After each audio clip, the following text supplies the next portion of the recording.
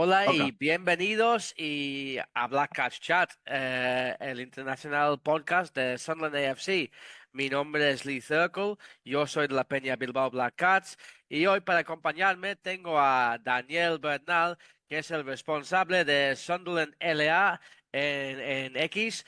Daniel, ¿cómo estás? Hola Lee, ¿todo bien? Muchas gracias. ¿Y tú? ¿Cómo estás? Bien, bien. Día calor aquí en el País Vasco, en Bilbao, 22 grados, un paseo. Y nada, aquí para charlar contigo sobre las últimas novedades del club, porque tenemos una final de Wembley para hablar. Sí, otra final más, afortunadamente. La vimos ahí que se nos escapaba de las manos, pero afortunadamente tenemos que pelear el próximo sábado. Pues sí, pues yendo hacia un poco atrás, Daniel, los últimos 5 partidos tampoco había mucha esperanza, ¿no? Llegando a este playoff, porque Lebris dijo que quería hacer votaciones en la plantilla, descansar, que los partidos no eran tan importantes, y al final perdimos esos últimos 5 partidos. ¿Tú crees que ha sido justificado esa decisión de no tomar en serio esos partidos? La verdad es que no lo justifico. El rendimiento del equipo ante Coventry, sobre todo el segundo juego, no fue el esperado. Dio la sensación de que el equipo se acordó solamente en el segundo tiempo alargue que estaba jugando una definición, porque en realidad fuimos dominados totalmente por un Coventry muy ordenado, muy bien planteado. Se notaba que querían buscar el gol, y lo lograron, obviamente. Entonces no se justifica. Es más, no sé si te fijaste que el FE en los últimos partidos siempre era sustituido minutos 70, 75, 80, siempre sustituido, y ahora lo dejó en cancha todo el partido, incluyendo los dos tiempos de alargue. Entonces, obviamente se nota un cansancio de un jugador de que le estuviste sacando a los 75 minutos y hoy día lo hiciste jugar 120. O sea, pienso que hay poca preparación o poca lucidez en decisiones que se pudieron haber tomado mejor con respecto a los jugadores de tiempo en cancha y de un planteamiento un poco más ofensivo, porque la verdad es que yo tenía miedo de que no se clasificara justamente porque el planteamiento era muy defensivo, se le pasó la pelota y nos vimos sorprendidos por un rival que dio la sensación, lamentablemente, que era el único que quería ganar. Sunderland se veía totalmente defensivo, un poco hasta perdido en cancha. Se perdió 1-0 en los 90 minutos. Y bueno, como se dice, la sacamos del sombrero, ¿cierto? El golazo de Ballard en el 120 más 2. Así que nada, no sé cómo se verá ahora este juego, que ya es distinto, porque aquí ya es todo nada. Se tienen que matar los 90 minutos, hay empate, es ganar y penales, y tienen que jugar como nunca han jugado.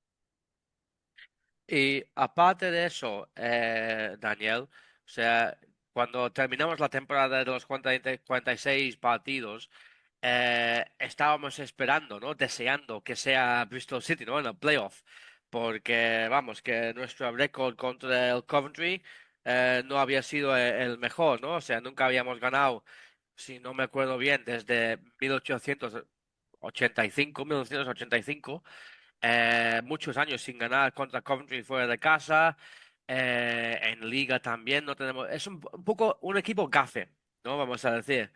Pero bueno, tocó Coventry con las derrotas que llevábamos, 5 partidos de derrotas, y dado cuenta de que habíamos perdido contra Coventry 3-0 en su casa, no había mucha ilusión, ¿no? De tocar contra Coventry. Pero en ese partido, el primer partido, yo creo que veíamos otro tipo de Sunderland, ¿no? Otro Sunderland diferente, ¿no? Más defensivo, más centrado. No era muy bonito para ver en plan yendo para arriba, ¿no? Va atacando, pero defensa, o sea, pusieron los cuerpos ahí en delante y fue un rendimiento, un partido profesional, digo yo. Sí, de hecho no se notó, el equipo no lució, pero tampoco dejó ver un planteamiento, a mi parecer, tan defensivo. Creo que el planteamiento defensivo fue en el Stadium of Light en este último encuentro. Pero el partido de ida yo lo encontré un partido muy inteligente. Afortunadamente se ganó. Yo sabía de que Lebris iba a salir al empate, a lo mejor no queriendo ganarlo, digamos, o con ese sentimiento, sabiendo que Coventry iba a hacer su trabajo, que iba a ser tratar de dominar el partido. Está jugando de local. No son 90 minutos, son 180 minutos, ¿cierto? Entonces todo ese primer tiempo, ¿no? Llamado Coventry, tenían que sacarlo adelante. A mí me gustó más el planteamiento en ese partido que lo que se hizo de local. No, y bueno, cuando yo hice entrevista con mi compañero de trabajo, Tom, que es hincha de Coventry, me dijo de que sus debilidades era los equipos que juegan con un low block, ¿no? Con un estilo defensivo, pero luego hacen el contraataque, que ese es su debilidad. Y bueno, cuando salió la alineación y jugó con Isidro y Mayenda arriba, pues tenía todo sentido, ¿no? Jugar con esos dos si ese es su problema, si tienen problemas con el contraataque. Pero luego otra cosa que me dijo que sus goles, la mayoría de sus goles vienen de centros o de faltas o de cabeza. Ah, Entonces, mira. bueno, eso fue un día antes del partido. Me dijo que marcan muchos goles de eso. Entonces, cuando sacó Lebris la alineación, tenía todo sentido que convocó a Ballard en el starting 11, ¿no? ¿Tú estabas sorprendido de que dejó en el banquillo Mepham y entró Ballard? Te has dado cuenta que Ballard no había jugado en 10 semanas, creo. Sí, pero fíjate que no me sorprendió. Yo creo que hay un trabajo también de recuperación, hay un trabajo en la semana, que son los entrenamientos, y donde el técnico ve cosas que nosotros no estamos viendo. Mefan estaba regular, pero recuerda todas las últimas derrotas, cinco seguidas, por ahí también pasaba por un rendimiento en la defensiva. Entonces el espaldarazo, la confianza de decirle a Daniel Ballard, ya entre tú, o sea, creo que fue importantísimo. Y se nota, y no solamente por el gol, en los 90 minutos el tipo estaba, pero como si fuese el dueño del área, estaba jugando un partidazo, así muy, con mucha presencia, muy frontal, muy profesional, muy concentrado. Así que muy contento con el desempeño. Pero como te digo, no me sorprendió, me agradó bastante. Aparte que a mí, en lo personal, en los 90 minutos me gusta más Ballard que Mefan, siempre lo he mencionado. Ujú. Y bueno, en ese primer partido en la ida, pues no lo sé, adelantamos con el gol de Isidro, que fue desde un contraataque, lo que dijo mi amigo Tom. Eh, lo que me gustó de Isidro en ese gol es que no lo pensó mucho. Y si ves la cara cuando está a punto de tirarse, lleva varios segundos sin mirarse al portero. Tiene la cabeza hacia abajo y le pone un diestro potente que el portero no puede con la potencia del disparo. A ver, los hinchas del Coventry igual están quejando por el portero, pero es que Isidro a veces marca golazos o falla los fáciles, pero en esta ocasión no lo pensó mucho, cabeza abajo, un disparo muy potente del diestro y 1-0. ¿Qué sentías en ese momento? Justo cuando comenzaste la pregunta, era que por favor llegara al área y disparara, así, que ejecute el tiro y que no se detenga, que no se dé esa vuelta de más, que trate de enganchar, porque en esa demora la jugada ya se fue, ya terminó y obviamente no iba a ser gol. Entonces lo único que estaba esperando era el patea, y saca un borde interno extraordinario, alejado del arquero. Es un golazo porque obviamente la pelota viene en movimiento, una jugada rápida, entonces pegarle como le pegó, no, buenísimo. Y bueno, mucha gente, todos saltando felices con un gol que nos encontramos y que estamos todos muy contentos. Y bueno, marcamos ese gol, pero luego, un minuto después, decimos en inglés que eres el más vulnerable cuando acabas de marcar. Y justo, pues marcan Coventry para el empate. Eh, Hasta ese momento habíamos defendido todo bien, pero una falta de concentración, igual una falta de esfuerzo de Lefebvre en la banda izquierda, dejó muy fácil, ¿no? El centro. Y a ver, cuando tienes jugadores como Brunoni que es muy bueno de cabeza, aunque tienes a Ballard ahí, cuando se ponen un buen centro, pues obviamente se van a tener posibilidades de marcar gol. Eh, ¿Estabas decepcionado con ese empate justo después de marcar, que no pudimos por lo menos alargarlo un poco más o hasta ganar el partido por dos? Mira, estaba más decepcionado justamente porque fue muy rápido, pero un poco la mala suerte también de decir, bueno, siempre nos pasa lo mismo, era obvio que iban a marcar también. Yo creo que es eso. Fue muy rápido y esa es como la decepción, pero sabíamos que Coventry ya venía mejor jugando, venía con muchas más opciones claras para haber arrancado con el 1-0 y, y podía aparecer en cualquier momento y claro, apareció muy luego. Me voy a también colgar de otra cosa que mencionaste de los cabezazos. Si bien el Coventry, claro, sufre este gol de último minuto en el partido de vuelta, yo creo que durante los 180 minutos la delantera del Coventry siempre cabeció en el área de Sunderland. Fueron muy pocas las pelotas que nuestro equipo logró despejar de cabeza. O sea, centro que había era cabezazo seguro del Coventry. Y ahí nos salvamos de muchas que pudieron haber terminado en gol, ya sea porque se fueron fuera, un rebote, Patterson, no sé, hay por varias cosas, pero sí la vimos muy difícil con la cabeza, digamos, de los delanteros. Ujú. Y bueno, pues ese empate fue en el minuto, no sé si 70 o 60 por ahí. Pero bueno, tampoco estaba preocupado, porque veía que estábamos jugando bien y entrando en los últimos 5 minutos sentía que podríamos tener otra ocasión.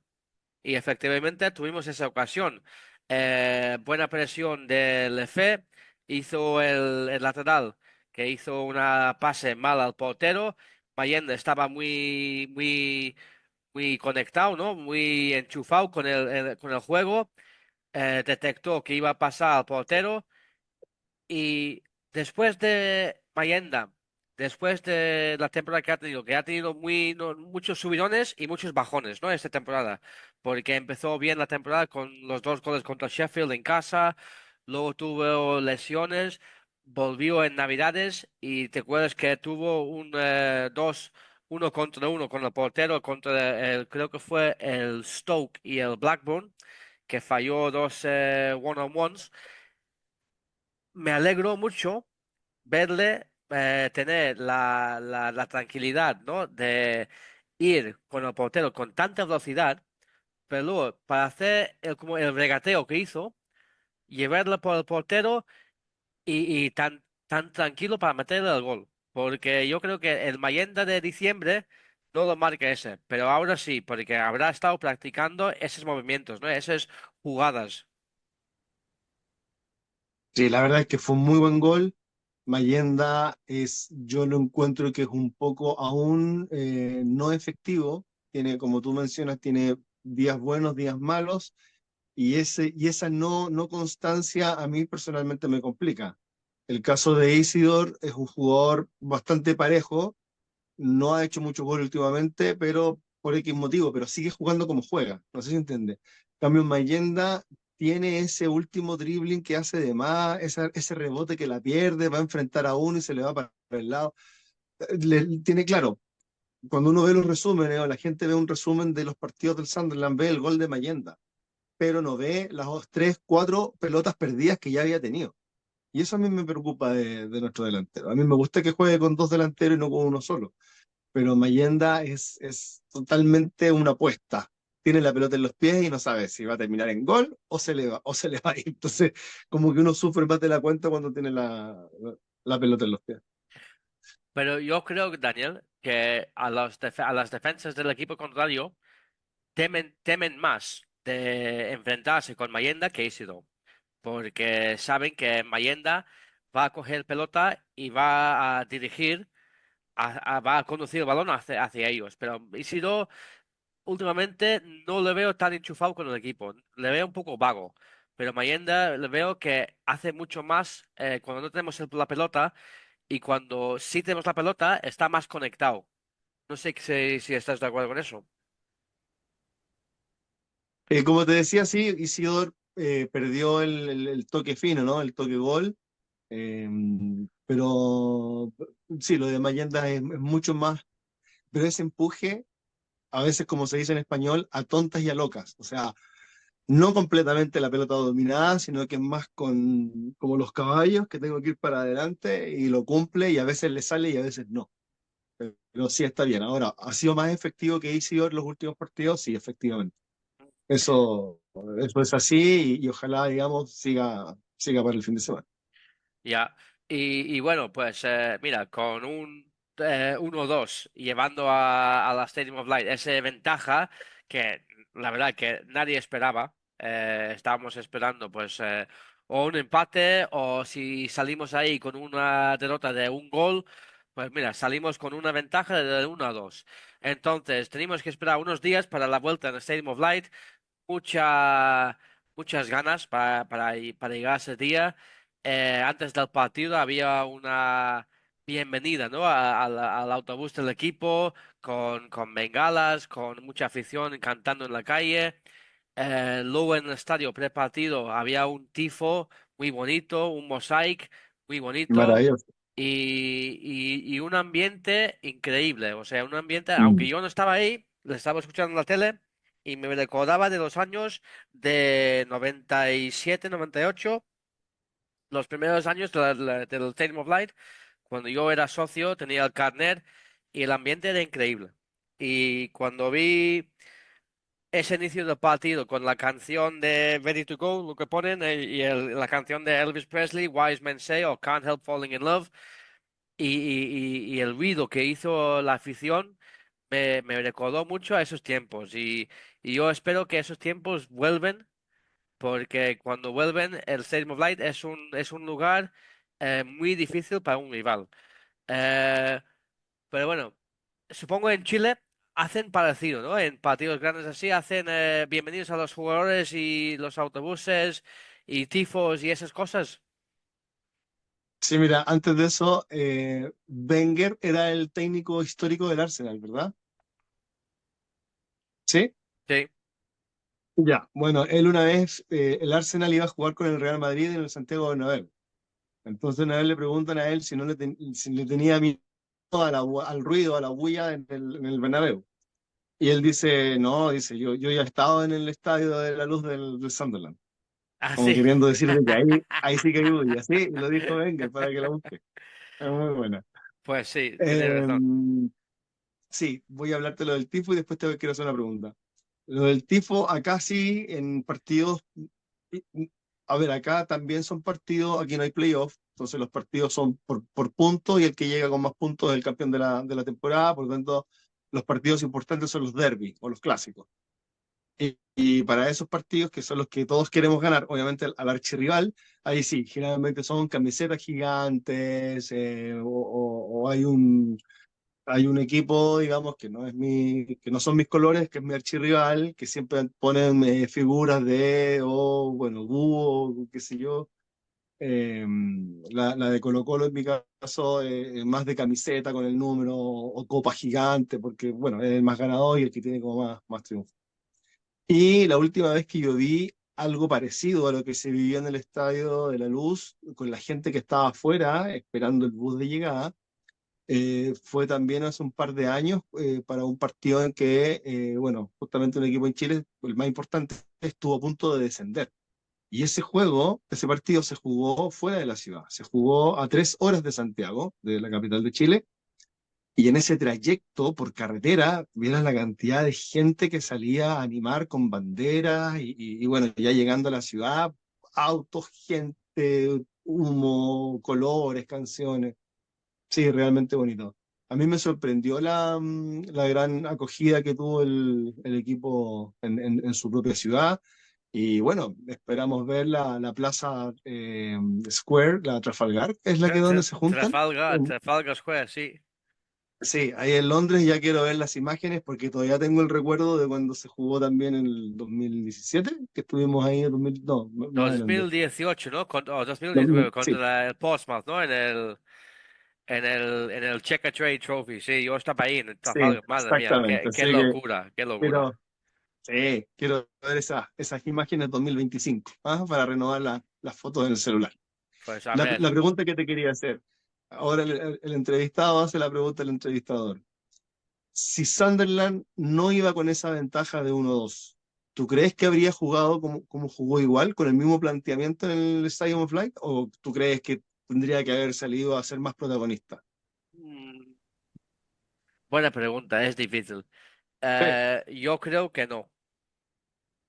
Yo creo que hubiera jugado con un delantero, pero tener ventaja y saber que el Coventry tenía que buscar el gol, tenía que meter juegos para arriba y, y comprometerse a atacar más, pues yo creo que estaba pensando utilizar a Mayenda y Isro más. A ver, en ese partido, en la segunda, en la vuelta, tuvimos muchas ocasiones para hacer contraataque. Recuperamos el balón muchas veces, pero los balones que hicimos a Isidro Mayenda siempre fueron por debajo, nunca fueron por encima. Y entonces era muy fácil para Coventry coger el balón, recuperar el balón y volver a atacar. Entonces fue un trabajo, un partido muy duro para la defensa.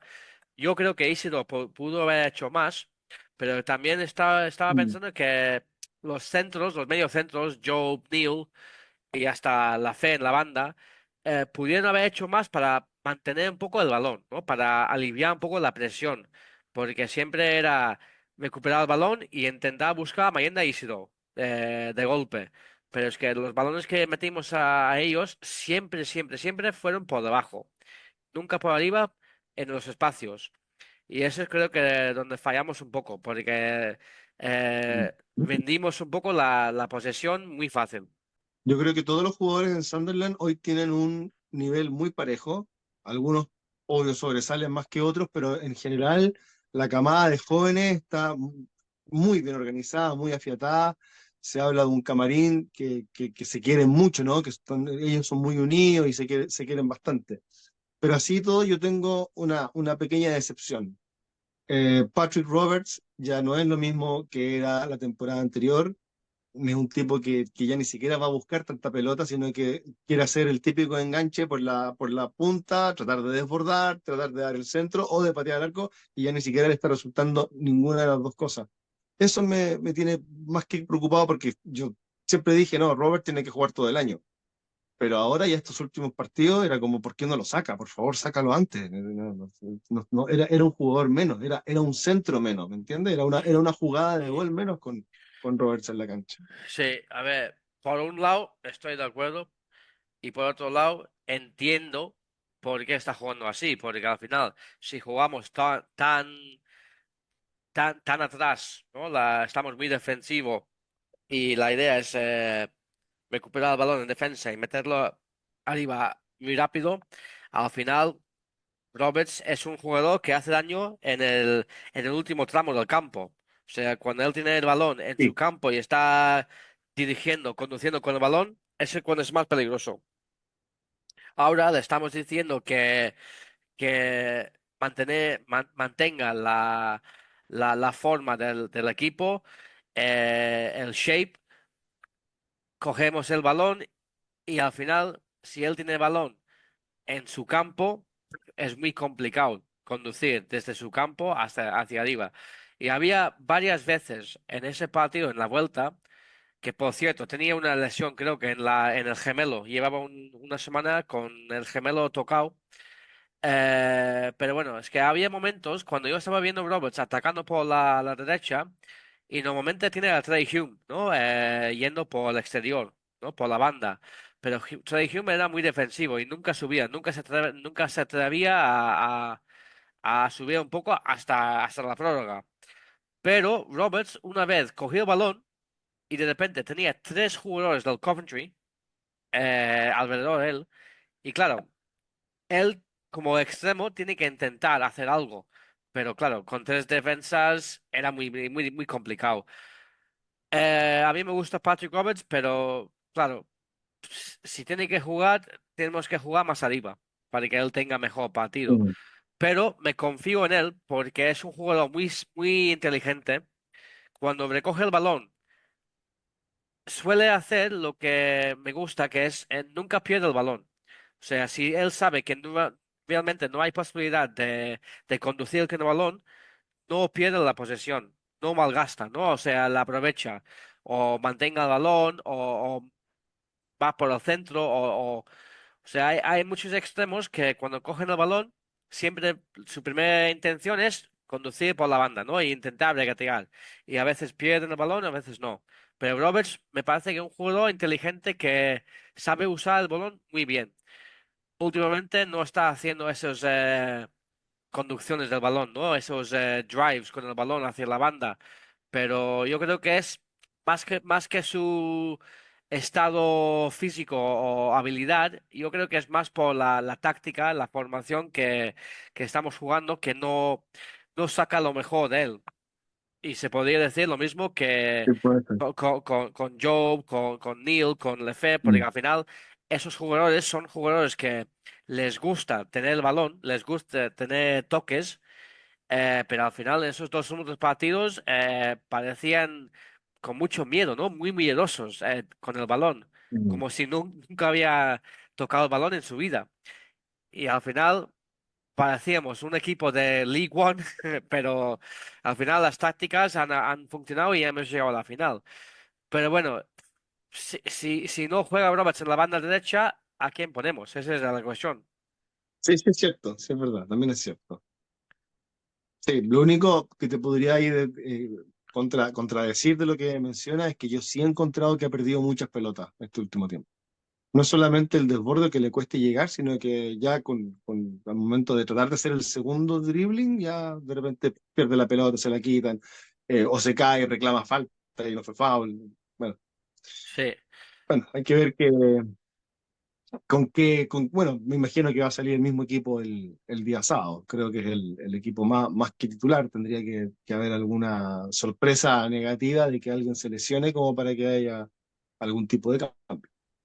Bueno, eso vamos a hablar enseguida, pero primero vamos a hablar de los goles del partido, porque, bueno, el primer tiempo yo creo que tampoco estábamos muy preocupados, ¿no? O sea, no jugamos muy bien, pero tampoco el Coventry hizo gran cosa. Pero en la segunda parte, minuto 76, si no me equivoco, el Coventry marcó ese gol. Se veía venir porque estaban atacando y cada vez iba más por las bandas, especialmente por la banda derecha, donde estaba el japonés Sakamoto, que es buen jugador de hecho, y Buenísimo. muy Dámelo. bueno. Y dámelo, ¿eh? Dámelo. Sí, sí, sí. Y yo veía en esa jugada, antes de meter el centro, veía a Job y Job estaba como tirando, como estaba muy cansado, que no le daba las piernas. Y Lefebvre también, que le deje también un poco muy fácil pasar. Y claro, aunque tienes a Dan Ballard, aunque tienes a Trey Hume o Luke O'Nien, al final siempre van a tener una ocasión clara para meter el gol. Y al final metí ese gol, ¿cómo se llamaba? El Efron Clark, creo que se llama, Mason Clark, Efron, o Efron Mason Clark, creo que se llamaba. Metí ese gol. Ahí es cuando me empezó a ponerme nervioso, porque hasta entonces estaba Y claro, tranquilo. Pero con ese gol y se veía la reacción de la afición, especialmente Miguel, que hace el podcast en español con nosotros, se veía Miguel en la televisión en directo que estaba rezando. Miguel estaba rezando y todo el mundo poniendo las uñas porque sentíamos, ¿no? que el partido estaba cambiando, ¿no? O sea, estábamos perdiendo la fe un poco. La verdad que desde entonces yo perdí un poco la fe. Daniel, no sé si tú estabas de igual cuando marcó ese gol Coventry, porque estaban ascendiendo, ¿no? Estaban en la ascensión, ¿no? Del ritmo del partido. llega el gol, como dices tú, y era merecido en ese momento para todo lo que estaba haciendo el Coventry y no estaba haciendo Sunderland. Entonces, balde de agua fría, pero bueno, más o menos esperado y había que ver ahora qué pasaba, cómo mantienes al equipo los últimos 15 minutos concentrado y esperando que salgan a buscar el gol del triunfo, perdón, el gol del empate. Pero tampoco fue así. El Coventry siguió atacando, Sunderland prácticamente siguió jugando igual. Y ahí es donde se empieza a notar el cansancio de un Lefebvre que no juega todo lo que te decía en un principio, que no juega los 90 minutos hace rato. Lo de Bellingham, sí, es raro que esté tan cansado, se notaba agotadísimo finalmente. A lo mejor ahí hay una, no una buena preparación física como club. Podríamos indagar ahí un poco más en cuáles son los ejercicios físicos a los cuales están sometidos el plantel y si realmente pueden afrontar 120 minutos de forma, digamos, más o menos pareja, ¿no? Pero bueno, se resolvió cuando ya estamos esperando los lanzamientos penales. Uno dice, voy al baño para ver esto, o no quiero mirar, y aparece la última jugada del partido con ese tremendo cabezazo de Dani. Pues sí, pues y tú como yo estaba preparando ya para los penaltis, pero claro, cuando tienes un corner en el último minuto, siempre hay posibilidad de marcar gol. Y yo estaba viendo el directo de Sky Sports de Inglaterra y le estaban como dando mucha importancia, ¿no? Esa es la última jugada, podría marcar Sunderland ahora. O sea, es como si supieran que iba a pasar algo, ¿no? O sea, al final, y claro, el momento del gol, porque justo antes ya sabes que recibimos una saca de banda, ¿no? Antes de ese corner. El recoge pelotas, ¿no? El niño coge el balón muy rápido, lo tira a Trey Hume, Trey Hume saca la banda y cogimos corner. Son datos datos muy intricados, ¿no? Pero son datos importantes, ¿no? Que llega a ese momento. Muy importante.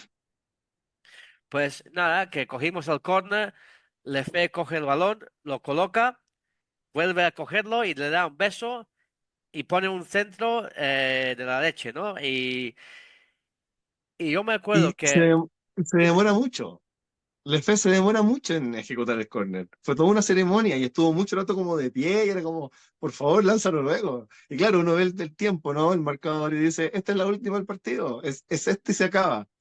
¿No? Y la, sí, y la explosión del estadio, extraordinario. y ves las caras antes de que dispara, bueno, antes que hacer el centro del corner, se enfoca Sky Sports o la televisión en todos los aficionados, gente mordiendo las uñas, gente levantando los brazos, gente gritando, gente sin camiseta. O sea, se esperaba algo, ¿no? Algo bonito.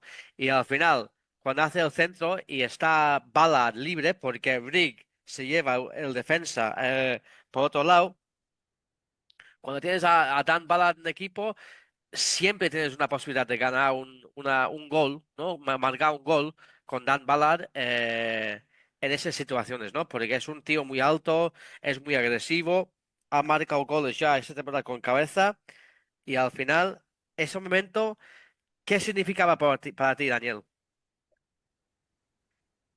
¡Oh, cómo lo celebré! O sea, lo celebré como si hubiese estado ahí en el estadio. Es impresionante, ¿no? Loco, porque no daba crédito a creer tanta maravilla. Así como, wow, y de verdad, y lo ganamos, no. O sea, no, una alegría pero inmensa. Y después, bueno, viendo las imágenes una y otra vez, la cuenta oficial del club hizo un video de 9 minutos del gol por distintas cámaras de todas partes, incluso con aficionados del estadio, precioso.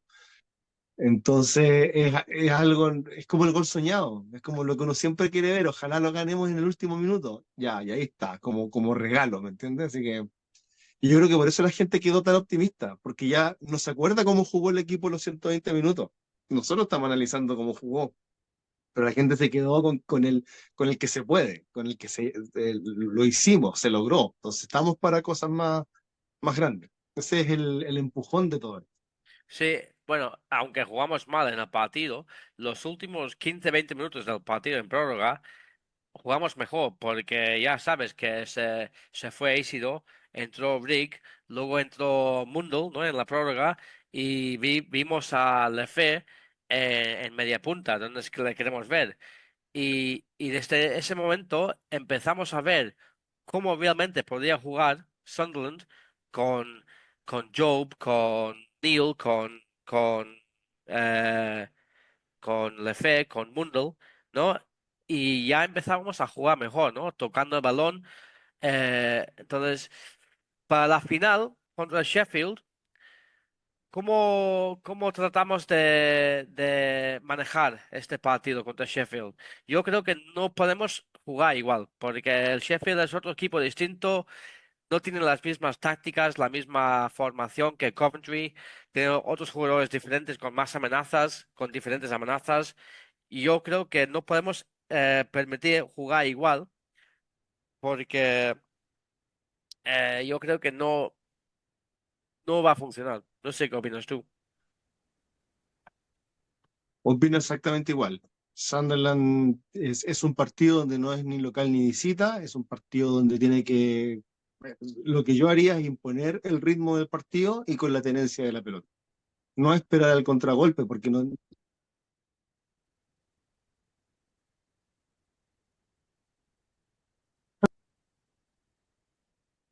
Ahora sí, algo Sí, pasó. sigue, sigue.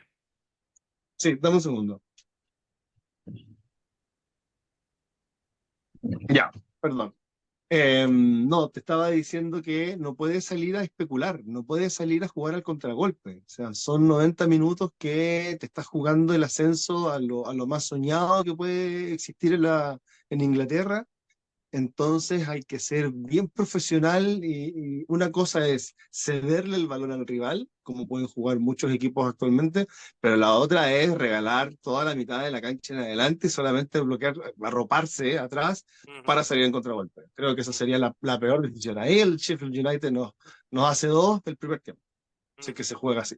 ujú, Así que tiene que ser un equipo mucho más compenetrado, las filas más juntas, no saltarse tanto el medio campo. Hay que explotar al FE. ¿Sí? El jugador, yo creo que en estos momentos junto a Ayude de ser los más caros del equipo. Hay que explotar con ellos. Y a lo mejor sacarlo, no los 90 minutos, después poner otro refresco. ujú, Pero ahí Lebris se la tiene que jugar y tiene que saber plantear el partido. ujú. Bueno, mirando hacia la final entonces y ese alineación inicial 11 que va a jugar, eh, ¿tú crees que va a jugar con la misma alineación, los mismos 11 que han jugado contra el Coventry o crees que Sí. habrá algún cambio? No, creo que es la formación. Creo que este es el equipo que le costó encontrar. Ya se quedó con los jugadores que tiene y yo creo que vamos a repetir la misma alineación, lo que encuentro muy lógico, porque ya hay una mentalidad atrás de eso. Eh, y también los cambios son importantes. No me molesta que Rick no entre desde el principio, sí que sea un refresco, porque es muy movedizo, ya va a jugar contra un Sheffield que lo más probable es que tenga las piernas más cansadas, entonces te da un segundo aire, esa rapidez. Así que sí, yo creo que va a arrancar con los mismos 11 de los partidos pasados. Ujú. Yo creo que más o menos, pero yo creo que va a hacer un cambio. Yo creo que va a poner Isidro en el banquillo, va a meter a Mundle en la banda izquierda y va a ponerle Fe media punta. Porque yo creo que en un partido en Wembley, no sé si va a hacer día calor o no, pero yo creo que hace falta un delantero suplente en el banquillo. Y si ponemos a Isidro y Mayenda titular, es que no tenemos a nadie en el banquillo para cubrir esos puestos. Entonces yo creo que va a ir con Mayenda arriba, Mundle en el banquillo a izquierda, perdón, en la banda izquierda, Lefebvre media punta. Y si hace falta refuerzos, pues tenemos a Tommy Watson en la banda izquierda, tenemos a Rick que puede jugar media punta, tenemos a Isidro delantero. Yo creo que hay que pensar un poco y usar la cabeza y no quemar las opciones que tenemos en el banquillo, porque yo creo que el banquillo va a ser importante. Viendo los últimos finales, por ejemplo, de hoy y de ayer, ¿no? De FA Cup de las chicas y el FA Cup de los chicos ayer fueron días muy calientes, muy calorosos, ¿no? En Wembley. Y yo creo que siempre que he ido a un playoff o una final en Wembley, siempre ha hecho un día calor. y yo creo que hay que usar la cabeza un poco y elegir una alineación que te da opciones desde el banquillo, porque yo creo que el banquillo va a ser importante. Pues nada, Daniel, el sábado, ¿de dónde vas a ver? ¿Desde casa, desde un bar o qué? El partido es a las 10 de la mañana en Chile, así que en un bar totalmente descartado. Estoy viendo si lo veo en casa o me junto con unos amigos en otra casa, digamos, a esa hora, para poder verlo. Así que ahí todavía no lo tengo claro, pero ya tengo reservada la mañana de ese sábado porque es imperdible. Pues mira, yo tengo entrada y yo voy el sábado a la mañana, vuelo desde Francia, cojo un vuelo desde Francia a Londres por la mañana y llego justo para el partido, así que a tope con todo. Wow, wow, qué arriesgado. Sí, sí, sí, sí, arriesgado, sí. Pues nada, Daniel, muchas gracias por tu tiempo hoy. Espero que tengas buena semana, sin muchos nervios, y que el sábado a la noche estamos hablando por un WhatsApp, por una videollamada, celebrando una victoria y subir la premio. Away the lads. Wow, ojalá así sea. Ahí está la camiseta del 2013 y con el parche de la Premier que ojalá se repita. Bueno, gracias, Daniel. Nos vemos. Hasta luego. Gracias a ti.